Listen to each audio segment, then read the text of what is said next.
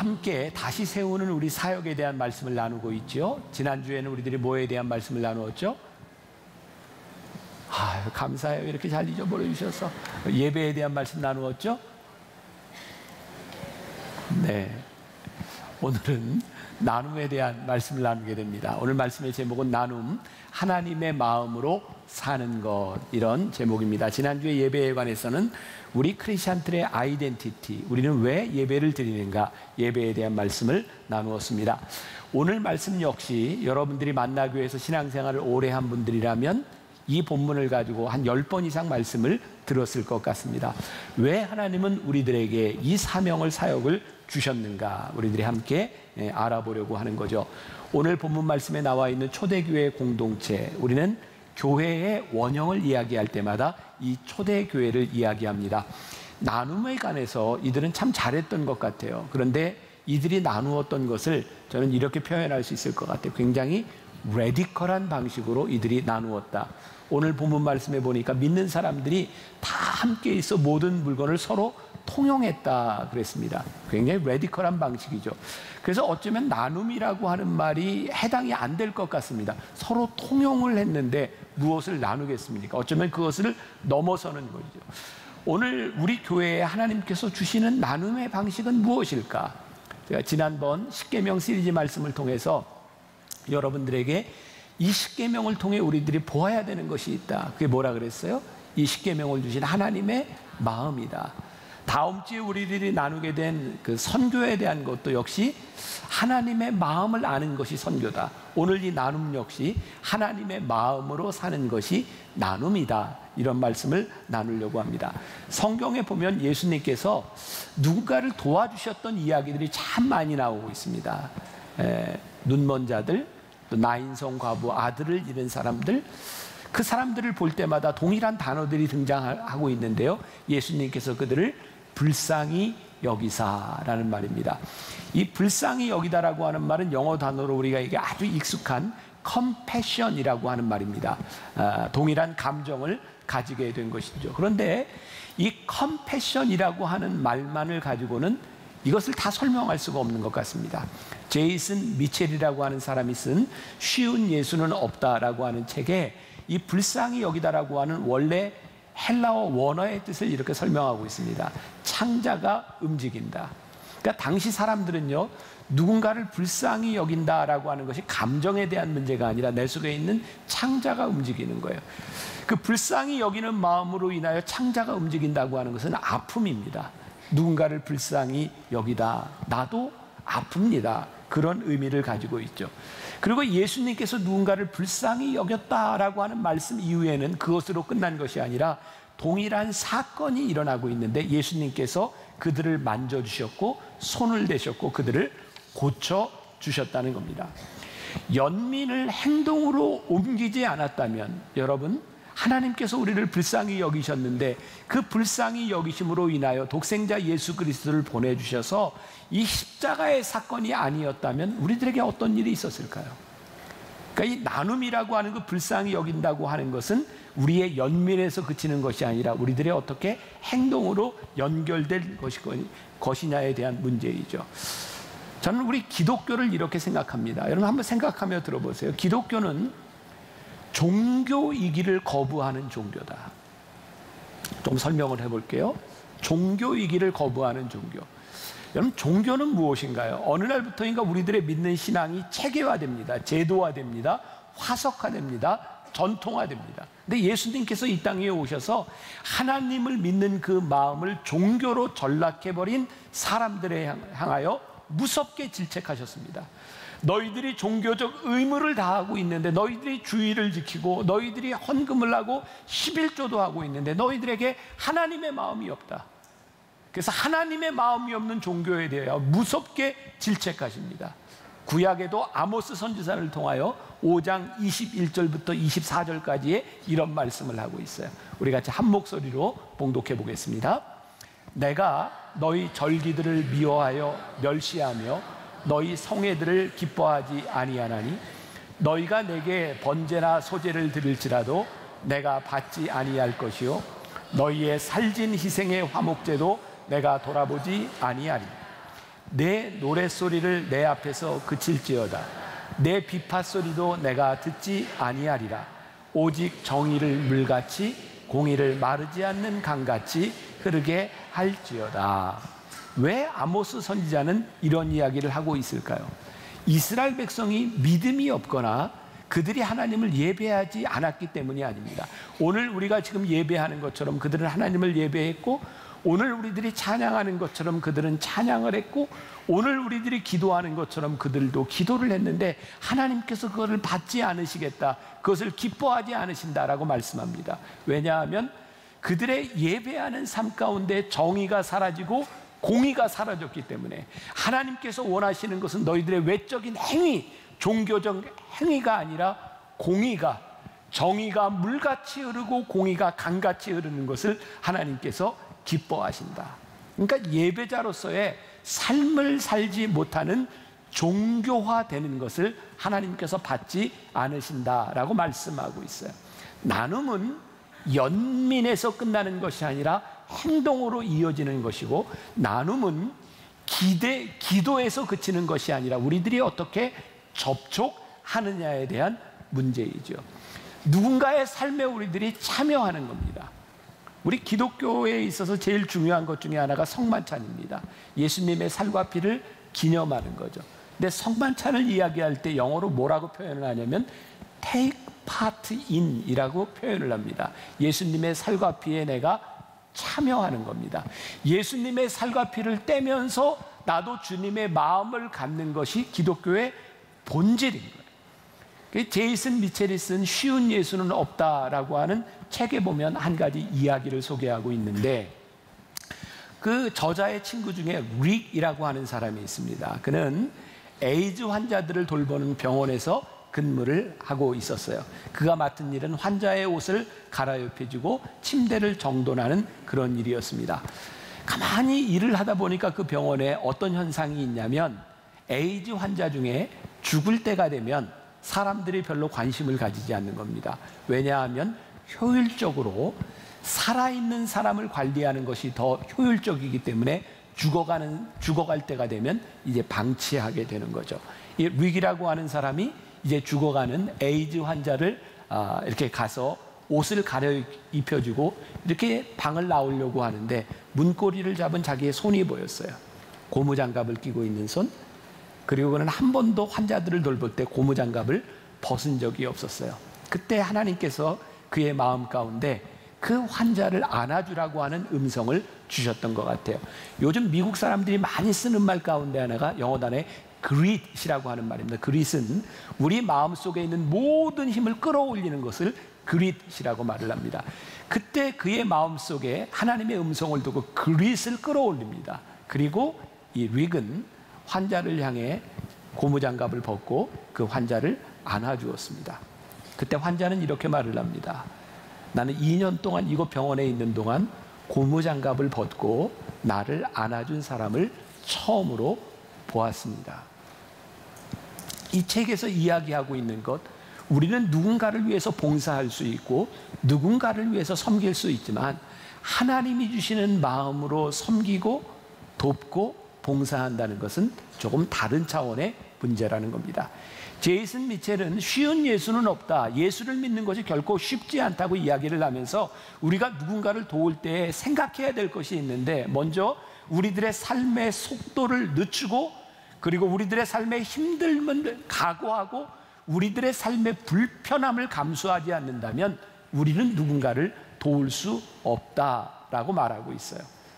자, 제이슨 미첼은 그 책에서 이런 이야기를 합니다. 크리스찬들이 누군가 대화를 할 때, 누군가 어려운 이야기를 할 때 우리가 이렇게 이야기한다는 거죠. 기도할게요. 이 말 가운데는 무엇을 포함하고 있냐면, 그만하세요, 내가 바쁩니다, 기도할게요 라고 하는 뜻을 가지고 있다는 거예요. 제가 언젠가 여러분들에게 그런 팁을 드렸죠. 목회자들이 한참 이야기를 하다가 누군가 이렇게 어려운 부탁을 할 때 기도하겠습니다 라고 하는 말은 하기 싫다라는 말이라고 하는 거예요. 여러분, 참 우리들에게 신기하지 않습니까? 우리는 하나님께 기도한다고 하는 것이 우리들이 해야 되는 의무를 면제받는 듯한 수단으로 사용하고 있는 것은 아닙니까? 예수님께서 많은 군중들 사이에서 옷을 만지는 여인의 느낌을 알았고, 그 많은 군중들이 예수님을 향해 불쌍히 여겨주세요라고 말할 때 예수님은 바쁜 발걸음을 멈추고 그들을 바라보셨어요. 우리들이 살아가는 세상이 얼마나 바쁜 세상입니까? 우리들이 얼마나 할 일들이 많이 있습니까? 근데 제이슨 미첼은 이렇게 이야기를 합니다. 여러분들 바쁜 것과 서두르는 것은 다른 차원의 문제입니다. 여러분 바쁘지만 서두르지 말고 여러분들의 눈길을, 여러분들의 삶을 잠시 멈춰볼 수 있지 않겠습니까? 누군가를 돕는다고 하는 것이 왜 힘든 일일까요? 우리는 종종 그런 생각을 합니다. 내가 돕는 것이 맞아? 내가 혹시 속는 거 아니야? 우리들이 돕는 것만큼 우리들에게 그렇게 대가가 돌아온다면 우리는 기꺼이 도울 수 있겠지만 우리들이 돕는 것만큼 그렇게 대가가 돌아오는 것 같지 않아요. 제가 이번에 미국의 이렇게 어떤 도시를 걷게 되었는데요. 걷다가 이렇게 구걸하는, 미국에도 가보면 구걸하는 사람들이 참 많습니다. 이게 두 다리가 없는 사람이 있었어요. 제가 지나가다가 아내에게 좀 돈을 좀 달라고 해서 제가 그 사람에게 이렇게 돈을 주었어요. 제가 가지고 있는 돈 중에 가장 적은 지폐 5불짜리였어요. 주고 오는데 그 사람이 깜짝 놀라서 저를 부릅니다. 그러더니 too much, 너무 많다는 거예요. too much. 그리고 돈을 돌려주려고 그러는 거예요. 저는요, 그냥 제가 옳은 것이 아니라 한 가지 그냥 원칙, 제가 이것만은 좀 할 수 있겠다고 생각하는 게 뭐냐면, 가끔 길거리를 가다가 구걸하는 사람이 많으면 내가 그 사람들을 다 도울 수는 없지만, 그가 누가 될지는 모르지만 내가 한 사람에게만은 이렇게 하고 갔으면 좋겠다. 그런데 5불, 5,000원이라고 하는 돈이 많을 수도 있고 적을 수도 있겠지만 그 사람을 깜짝 놀라게 하는 액수였던 것 같아요. 그때 제 아내가 이런 이야기를 합니다. 제가 5불을 넣어주고 그 사람이 깜짝 놀라는 모습을 보면서 요즘 구걸하는 사람 중에 부자가 많대. 그러니까 구걸해서 부자가 된 사람이 있다는 거예요. 근데 제가 이런 이야기를 했습니다. 구걸해서 부자가 됐어도 그 사람은 여전히 구걸하는 사람이야. 그리고 어쩌면 우리들이 속을지 모르지만 그것으로 인하여 그냥 살아가는 사람이 있어. 그러니까 우리는 그것 따지지 말고 우리들이 할 수 있는 것 정도만 하면 되지 않을까. 사실 누군가를 돕는다는 것이 내가 생각하는 가치만큼 되지 않을 때 참 힘든 일입니다. 그런데 우리는 그런 가치를 따지는 사람이 아니라는 거죠. 불편을 감수한다? 제가 우리 청년들과 함께 처음 단기 선교를 갔던 게 20년 전입니다. 저기 필리핀에 갔어요. 필리핀에서도 이렇게 산족들이 있는 곳에 가서 이렇게 단기 선교를 갔을 때 우리 청년들 70여 명과 함께 처음 그곳에 갔는데요. 그곳에서 뭐 여러 가지 활동도 하고 복음도 전하고 하는데 정말 더운 날씨에 정말 먹고 싶었던 게 뭐냐면 콜라였어요. 그래서 제가 지나가다 한 상점에서 콜라를 샀습니다. 근데 콜라를 샀는데 콜라 병으로 안 줘요. 비닐봉지를 꺼내더니 콜라를 따가지고 비닐봉지에다 콜라를 따라서 병은 자기들이 가지고 묶어가지고 줍니다. 왜냐하면 병이 귀한 겁니다. 그래서 그것을 비닐봉지에 들고 오는데 이렇게 벌써 따뜻해져요. 근데 거기서 느낀 게 뭔지 아세요? 야, 이곳에서 콜라 시원한 걸 하나 마신다고 하는 게 이렇게 어려운 일이구나. 그게 그들이 살고 있는 삶이었고 우리 청년들이 처음 단기 선교를 갔을 때 무척 불편했어요. 저는 그때 우리나라 구한 말에 우리나라에 들어왔던 선교사들을 생각해서 그들이 우리나라에 들어왔을 때 먹고 자고 입고 우리들의 아주 일상적인 원초적인 일들에 대하여 얼마나 불편했을까. 근데 그들이 이 땅에 들어온 거죠. 얼마 전 신문에 보니까 이태리의 수녀에 대한 기사가 났어요. 50년 동안 25살의 나이에 우리나라에 와서 50년 동안 한센병 환자를 도왔던 그 수녀가 우리나라에 올 때 어떤 교육을 받았냐면, 한국에 가면 한센병자들을 돌보는 그곳에 위생이 문제가 있으니까 수도꼭지를 틀 때 절대로 손으로 틀지 말고 이 팔꿈치로 수도꼭지를 돌리라고 하는 그런 교육을 받고 왔는데 한국에는 아무 소용이 없더라는 거예요. 수도가 없었어요. 우리나라가 그런 나라일 때 그 어려움을 당할 때 누군가 불편을 감수하고 이 땅에 들어왔던 사람들이 있는 거예요. 제가 아프리카를 자주 갑니다. 아프리카의 청년들, 대학생들을 위해서 이 컨퍼런스 복음을 전하고 설교하는 일을 합니다. 제가 어느 날 일찍 도착해서 아침에 아프리카에 있는 대학생들과 함께 기숙사에서 밥을 먹을 때였어요. 이렇게 밥을 나눠주는데 식빵 한 조각, 그 다음에 잼을 한 수저를 주더라고요. 제가 서 있었어요. 왜 서 있냐고 물어보더라고요. 뭐가 좀 더 있어야 될 것 같은데, 근데 그게 다라는 거예요. 그리고 이야기하는 게 이 아프리카 학생들에게 이 정도면 좋은 식사라는 거예요. 제가 얼마나 부끄러웠는지 아세요? 우리가 기대할 수 있는 기대가 충족되지 않는 곳에서, 하나님이 우리를 부르시는 곳에, 하나님의 마음이 있는 곳에, 아니 누군가를 불쌍히 여긴다라고 하는 것은 단순한 연민에 대한 부분이 아니라 우리들의 삶에서 불편함을 감수할 각오가 되어 있지 않으면 우리들이 그거 할 수 없다는 거예요. 쉬운 예수가 없다는 거예요. 우리들이 예수를 믿는다고 하는 것은 감정적인 문제가 아니라는 거예요. 제가 굉장히 좋아하는 책이 있어요. 믿음은 행동이 증명한다. 쉐인 클레어본이 쓴 책. 제가 몇 번 여러분들에게 인용했던 적이 있는데 참 좋은 글입니다. 오늘 날씨가 우중충하기 때문에 제가 10시 예배 때도 이야기를 했는데, 이런 글을 듣고도 감동이 안 되는 건 여러분들의 감정적인 문제가 있는 겁니다. 들어보세요. 내 친구 하나는 브라질 민중의 해방을 위해 평생을 싸웠던 까마라 주교의 말이 새겨진 티셔츠를 입고 있다. 거기에는 내가 배고픈 사람들을 먹이면 그들은 나를 성자라고 부른다.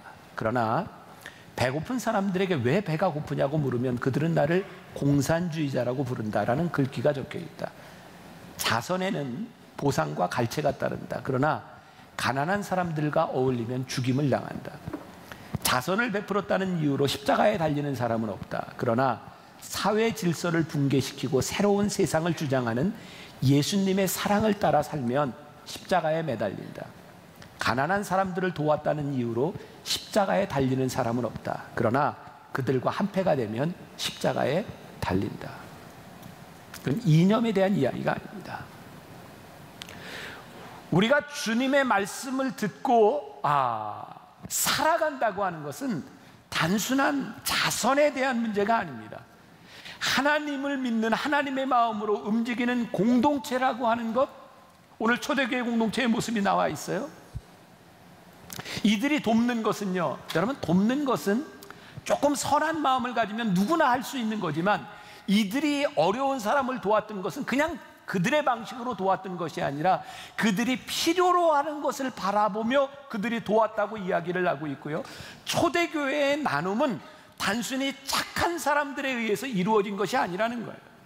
오늘 나와 있는 초대교회 공동체는 착한 사람들의 공동체가 아니라 그들이 마가의 다락방에서 기도할 때 성령을 받고 났더니 그들이 뛰쳐나가서 그들이 복음을 전하며 성령을 체험한 이들이 할 수 있었던 행동, 그것이 나눔의 시작이었어요. 여러분, 교회는 착한 마음을 가지고 나누는 공동체가 아니라 성령께서 우리를 변화시킬 때 하늘나라의 방식으로 하나님의 나라의 하나님의 마음으로 일하는 공동체가 교회인 거예요. 그러니까 교회는 선한 일을 하는 공동체가 아니라 하나님의 마음으로 인하여 선한 일이 이루어지는 공동체인 거예요.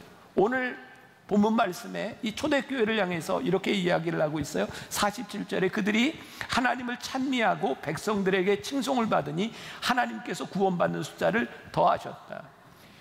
기독교 2000년 역사를 통해 보면요, 부흥의 역사가 일어나는 곳은 예외 없이 교회가 세상 사람들에게 칭송을 받습니다.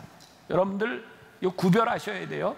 교회는 세상 사람들에게 칭송을 받기 위해 존재하는 공동체가 아닙니다. 그러니까 교회가 무슨 일을 할 때 세상 사람들에게 칭찬을 받기 위해서 무슨 일을 하는 공동체가 아닌데, 하나님을 예배하고 하나님의 말씀대로 살아가면 필연적으로 백성들에게 칭송을 받게 되어 있는 겁니다. 이거 우리들 구별해야 합니다.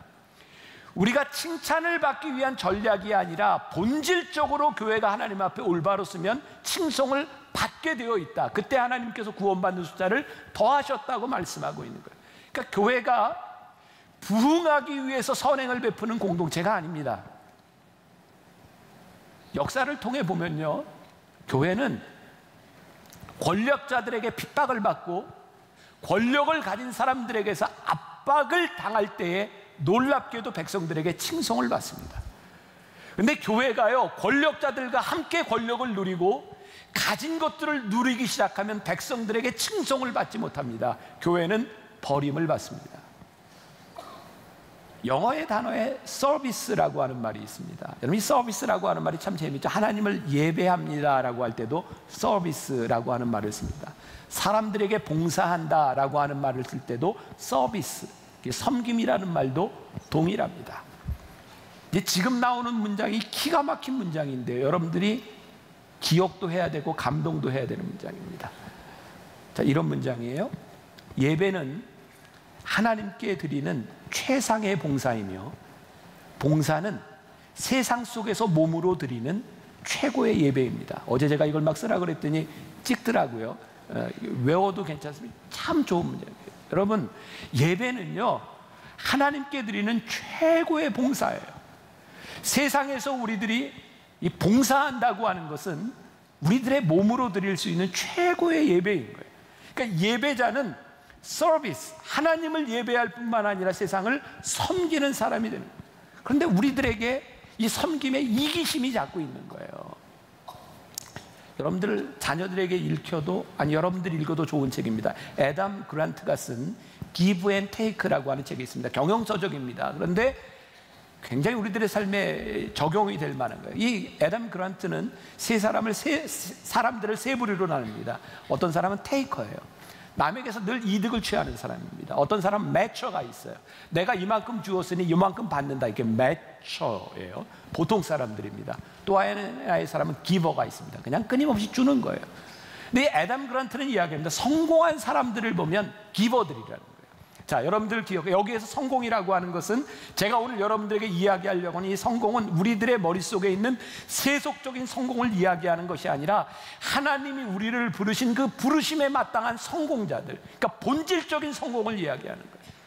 교회가 왜 실패하는가? 교회가 언제부터인가 매처가 되어버린 거예요. 내가 세상 사람들에게 이만큼 섬겼으니 이만큼의 대가가 돌아와야 되고, 내가 너희를 섬기는 이유는 이런 목적이라고 하는 목적의식이 없으면 섬기지 않는 거예요. 본질적으로 교회의 성공적인 섬김이라고 하는 것은 기버가 되는 거예요. 하나님의 마음으로 줄 수 있고 하나님의 마음으로 살아가는 거예요. 이 부분에 대해서 저도 굉장히 힘든 사람입니다. 왜? 제가 만나교회 담임 목사고 목회를 하면서 제가 효율성이라고 하는 것도 생각해야 되고, 우리가 어떻게 헌금을 잘 쓰느냐, 이거 굉장히 중요한 부분이거든요. 제가 얼마 전에 어떤 지방에 집회를 갔을 때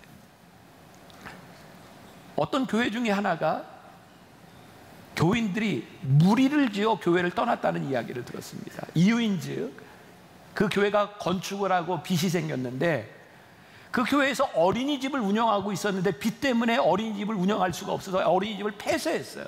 그래서 100여 명의 어린이들이 어디로 갔냐면 절로 갔어요. 절에서 운영하는 어린이집으로 갔어요. 그것을 보고 100여 명의 젊은 부모들이 교회를 떠났어요. 자, 여러분들, 우리 구별해야 합니다. 교회를 건축하는 것이 잘못된 것이 아니에요. 교회가 어떤 프로그램을 하는 것이 잘못된 것이 아닙니다. 그런데요, 교회는 효율성을 논하는 것이 아니라는 거예요. 내가 교회 건축을 했으니 이 빚을 갚기 위해서 우리들이 해야 될 일이 보이지 않고 본질적인 교회 사역이 보이지 않는다면 그것은 그때부터 교회의 기능을 떠나가는 거죠. 효율적인 것이 잘못된 것이 아니라 효율적인 것을 앞서는, 경제적인 것을 앞서는 논리, 하나님의 마음이 있는 곳에 우리의 마음이 있을 수 있고, 초대교회가 성령을 체험하고 난 후에 하나님의 마음으로 그들이 무언가를 했던 그 마음들이 우리들 속에 들어오기 시작할 때 그것이 나눔인 거예요. 그러니까 우리가 오늘 기억해야 될, 제가 이제 결론 부분에서 이야기하겠지만 왜 우리는 나눔을 하는가, 이 부분에 대해서 우리들이 분명히 알아야 되는 거죠. 출애굽기 16장 17절에서 18절까지의 말씀이 어떤 것과 연결되어 있는지 생각하며 한번 우리 같이 읽어봅시다. 자, 출애굽기 16장 17절 18절 시작. 이스라엘 자손이 그같이 하였더니 그 거둔 것이 많기도 하고 적기도 하나 오멜로 되어본즉 많이 거둔 자도 남음이 없고 적게 거둔 자도 부족함이 없음 각 사람은 먹을 만큼만 거두었더라. 자, 이게 이스라엘 백성들이 광야를 지날 때 하나님이 만나를 주셨던 이야기입니다. 매일 먹을 것을 거두는 거예요. 그런데 오늘 말씀해 보니까 많이 거둔 자도 적게 거둔 자도 모자람이 없었다는 거예요. 딱 맞게. 여러분 머릿속에 어떤 생각이 드세요? 많이 이렇게 거둔 사람, 적게 거둔 사람이 어느 날 갑자기 슉슉슉 하더니 다 맞춰졌을까요? 저는 이게 참 쉬운 이야기입니다. 여러분, 이스라엘 공동체 중에 장정만 60만이니까 우리가 한 200만 명 정도를 계산하는 거예요. 그러면 200만 명 중에 어느 공동체나 있는 퍼센테이지를 볼 때 장애인도 있을 거예요. 병으로 고생하는 사람도 있고 건강한 사람도 있고 다 그 퍼센테이지가 있을 겁니다. 그런데 놀랍게도 그들이 다 거뒀는데 딱 맞았다는 거예요. 이유가 뭘까요? 많이 거둔 사람이 적게 거둔 사람에게 주었겠죠. 적게 거둘 수밖에 없는 사람을 누군가 채워줬겠죠. 그러니까 하나님께서 그들에게 가르쳐 주신 것이 뭐냐면, 내가 너희들에게 만나를 내리는데 일용할 양식을 주는데 너희들이 거두는 것, 강한 자나 약한 자나 모든 사람들이 다 먹을 수 있도록 주었다. 그것을 너희들이 함께 먹으라는 거죠. 그러니까 오늘날 우리들에게 주어진 책임이 무엇인가? 우리는 참 이 부분에서, 물론 여기에 경제적으로 어려운 사람도 있고 또 여유가 있는 사람도 있겠지만, 보편적으로 대한민국 땅에서 분당이라는 곳에 교회가 세워졌고 여기에 우리들이 모였다고 하는 것은 우리들에 대한 분명한 책임, 하나님의 마음이 우리들에게 있다는 거예요. 우리 교회가 감당해야 될 몫과 여러분들이 감당해야 될 몫들, 우리들에게 주시는 일들, 그리고 우리가 조금 불편해지면, 우리가 조금 더 나눌 수 있으면 많은 하나님의 마음들이 이루어질 수 있다는 거죠. 우리 교회 슬로건이 무엇인가? 교회가 이 땅의 소망이라는 거예요. 오늘날 교회의 문제는요, 착하고 선한 일을 하지 않는 게 아니에요. 착하고 선한 일을 통해 하나님의 모습이 아니라 자꾸 교회의 모습을 드러내려고 하고 우리의 모습을 드러내려고 하는 것이 문제예요. 자, 오늘 우리가 월드 휴먼 브리지 선데이로 지난다 그랬어요. 벌써 제가 오래전에 이야기를 했기 때문에 여러분들과 함께 한번 나누어도 좋을 것 같습니다. 제가 이렇게 죽을 병은 아니었는데 죽음을 제가 생각하게 된 때가 있었죠. 제가 119에 실려가면서 처음으로 119 구급차 안에서 죽음을 생각했어요. 사람이 죽음을 한번 생각할 수 있다는 것은 굉장히 유익한 일이라는 생각이 듭니다. 여러분, 죽을 병에 걸린 분들 괜찮습니다. 시기만 틀리지 다 죽어요. 그러니까 근데 죽음 앞에서 우리의 삶을 한번 돌아보는 것은 굉장히 유익하다는 생각이 들어요. 제가 처음 죽음을 생각했던 게 40대 중반이었어요. 아, 이러다 죽는구나, 구급차 안에서. 그리고 그때 저에게 하나님이 물으셨던 거예요. 내가 하늘나라에 가면 하나님께서 나에게 물으시는 거, 네가 얼마나 큰 교회 목회하다 왔냐? 그건 하나님의 관심이 아니었어요. 근데 너 뭐 하다 왔냐? 그걸 저에게 물으실 것 같았어요. 하나님께서 만나교회 목사로 저를 불러주셨기 때문에 저와 함께 신앙생활하는 여러분들, 이 공동체에 하나님이 물으실 거였어요. 너희들 뭐 하다 왔니? 우리 이렇게 만나교회라고 하는 건물에서 이렇게 모여서 예배드리다 왔습니다. 그거를 물으시는 것이 아니라 예배자로 부른 너희들이 이 세상에서 뭘 하다 왔니를 물으실 것 같았어요. 그리고 저에게 떠오른 생각이, 제가 살아왔던 삶이 목사로서 저는 교회 부흥을 꿈꾸었던 사람이고, 아마 모든 목회자들이 교회 부흥 싫어할 사람이 누가 있겠어요? 교회가 이만큼 성장했으면 좋겠다. 근데 그것이 교회의 본질이 아니라는 것을 저에게 깨닫게 하셔서 이 교인들과 함께 무엇을 할까? 그래서 제가 시작했던 것이 월드 휴먼 브리지라고 하는 단체, 지금 제가 대표를 맡고 있고요.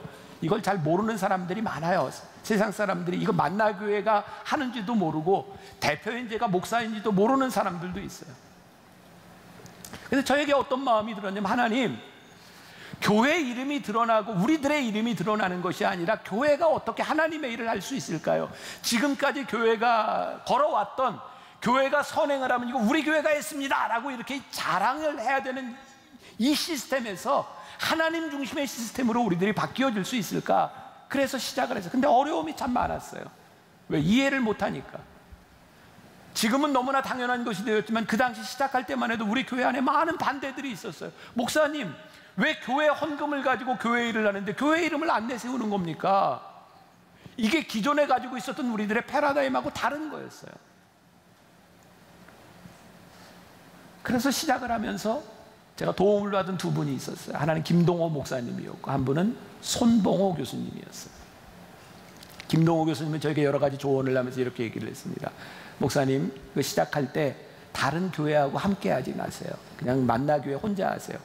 교회가 연합하는 거 이거 한국교회 진짜 힘든 일입니다. 제가 그 얘기를 들으니까 전 참 신기한 사람이죠. 그 참 힘든 일입니다 하니까 그 힘든 일을 해보고 싶더라고요. 그래서 교회가 연합해야 되겠다. 그래서 제가 그때 한 2, 3년 동안 집회를 가면 설교를 마치고 나서 그 교회 목사님과 장로님들을 끊임없이 설득하기 시작했어요. 우리가 교회의 이름을 내세우지 않고 우리들 하나님의 일을 한번 같이 해봅시다. 이 단체가 만들어졌고요. 그 손봉호 교수님은 저한테 이런 또 조언을 했어요. 어떤 단체가 생기든 비영리 단체에서 생명은 재정의 투명성입니다. 저희 교회가 자본금 3천만 원 가지고 시작했습니다. 사람들이 저한테 짠돌이라고 막, 아니 만나교회에서 이런 단체를 시작하면서 어떻게 3천만 원 자본금을 시작하냐고. 그거 저희 전세, 월세 내는 것도 안 되는 비용이었어요. 근데 하나님께서 저에게 주신 마음이 뭔지 아셨어요?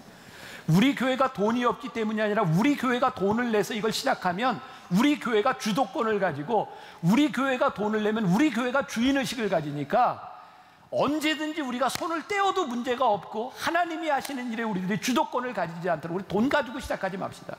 그래서 월드 휴먼 브릿지는 재단으로 출범한 것이 아니라 사단 법인으로 출범을 해서요, 사람들이 10,000원, 20,000원씩 내는 후원금을 가지고 시작했어요. 그 후원금은요, 우리 직원들 월급, 사무실 운영비로 이렇게 쓰여지면서 사회에, 이 땅에 있는 많은 자원들, 기업에서 내는 것들 뭐 이런 것들을 가져다가 일을 하기 시작했는데, 제가 지금부터 놀랄 얘기할 텐데 어떻게 하셔야 될까요? 놀라야 되겠죠. 제가 2부 예배 때는 놀랄 얘기를 했는데 안 놀라서 제가 놀랐어요. 자, 지난 10년 동안 작년까지 얼추 계산해 보니까 이 월드 휴먼 브릿지라고 하는 단체가 교회 헌금이 아니라 우리들이 이렇게 나눔으로 이렇게 냈던 것들을 가지고 모은 돈을 가지고 어려운 사람을 도운 게 300억입니다. 감사해요. 네, 감사합니다. 근데 이게 교회로서 가능한 일이냐 이 말이에요. 근데 하나님께서요, 만나 교회 이름을 내세우지 않고 이 일을 할 수 있도록 해주셨어요. 저는 그게 너무너무 감사하고, 그리고 이 길을 가려고 하는 거예요. 오늘 월드 휴먼 브릿지 선데이를 하면서 저는 누군가 기업이든 개인이든 내가 이런 일을 하고 싶다라고 돈을 냈을 때에 그게 100% 잘 쓰여지면 좋겠다. 그래서 구조를 제가 독특하게 만들어가는 거예요. 어떻게 하면 사무실을 운영하고 할 수 있는 것들은 우리 그냥 회비로 다 충당하고, 우리들이 기업이나 어디에서 얻어오는 모든 돈들은 그 뜻에 맞게 사용하고, 세상의 돈들이 이렇게 흘러가고 있는데 똑같이 돈을 쓸 바에는 하나님이 원하시는 일을 위해 쓰면 얼마나 좋겠는가. 우리가 만나교회라고 하는 이름 내지 않아도 우리 교인들을 통해서, 우리의 헌금들을 통해서 하나님의 뜻이 이루어진다면, 하나님이 영광을 받으신다면 만나교회 이름쯤 안 드러나도 되지 않겠어요? 저 그런 얘기 많이, 저 대표로 되어 있지만 나 언제든지 이거 내려놓을 수 있고요.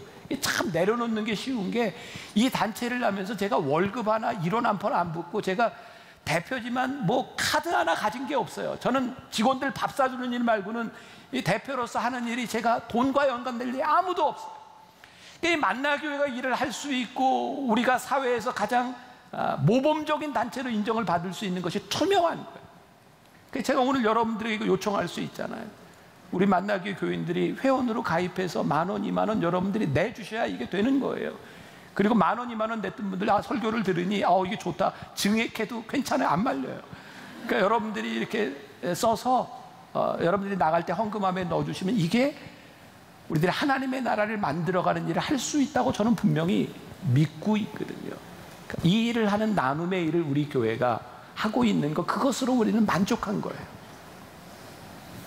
나눔 쉬운 일 아니고요. 제가 프라이버시 때문에 이렇게 어떤 사람을 제가 이렇게 지칭하진 못하겠지만 지난해였어요. 전 너무너무 감사했던 게 하나님이 저에게 주셨던 마음이죠. 우리 이제 성남에 살고 있는 우리 이제 청소년들 중에 집에 같이 있을 수 없는, 부모를 떠난 그런 아이들의 공동체가 여러 개가 있습니다. 근데 제가 들은 이야기가 뭐였냐면, 이 아이들이 같이 공동체 생활을 하는데 그 집 주인들이 2년만 지나면 다 나가라고, 있을 곳이 없는 거예요. 가서 이 아이들에게 이 공간을 좀 만들어줬으면 좋겠다. 그래서 언젠가 여러분들 한샘 치고 헌금했잖아요. 우리가 공간을 만들었거든요. 근데 그게 쉽지를 않은 게 법적으로 여러 가지 해결해야 될 문제들이 있어요. 그것 때문에 이렇게 노력을 하는데 저한테 들려온 얘기였어요. 그 단체를 담당하고 있는 목사님이 저한테 한 이야기가 아니라 다른 목사님을 통해서 목사님 너무 애쓰시지 않아도 좋아요. 지금까지 많은 교회에서 이렇게 도와준다고 했지만 다 손을 들었어요. 이게 어려운 일입니다. 그러니까 마음은 고맙지만 괜찮습니다. 감사합니다.